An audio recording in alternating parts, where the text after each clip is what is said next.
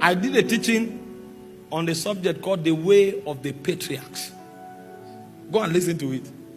You will understand life from a deeper realm. Because if you are a baby, your walk with God will be about blessings. What God does for you and what God did not do for you. That is what will determine your walk with God. Life is deeper than that. Your existence is beyond food. It's beyond wine. Your existence is a secret in the spirit. And when your journey on earth is ended, whether you tapped into that secret or not is what will determine your stand in eternity. You saw the life of John. John left the luxury of his father's house, and the Bible said he was in the wilderness until the day of his showing forth. Only for us to realize later, the Bible will say of all men that lived, it said there was none as great as John. Until Jesus came to open the new order, there was no man as great, as significant as John. A man in the wilderness that was dressed in camel skin, feeding on locusts and white honey. How could he be so important? In fact, that whole generation was given to John as an inheritance. He said, until the time of John, the kingdom suffered violence. That means if you go to heaven and you are looking, by any chance, looking at the history of men, that era, the history of that era is called John. If you everybody that lived in that era is in John. It's called the time of John. So the people who lived in that era before Jesus came, they don't have an identity in Zion outside John. John becomes the identity.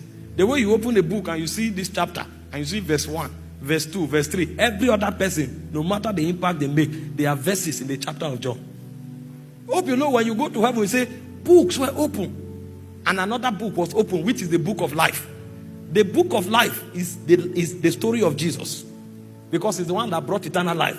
All the other books are the dimension that men hosted.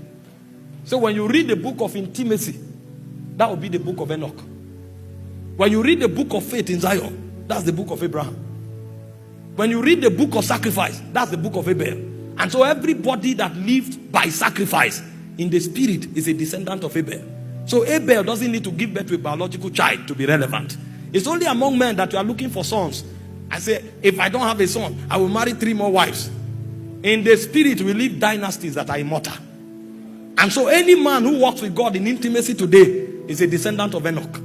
If you walk in faith, you are a descendant of Abraham. That's why the Bible calls all of us the children of Abraham. Because we are of faith. Those things are more powerful than the things we seek, than the things we pursue. But we have not been taught.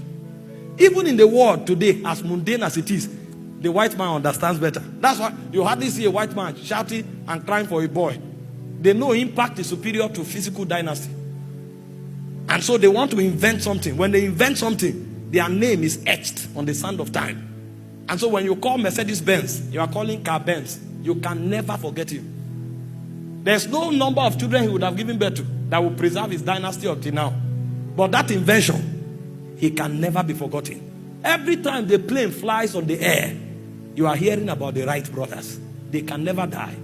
It's an immortal reality. But men don't know these things.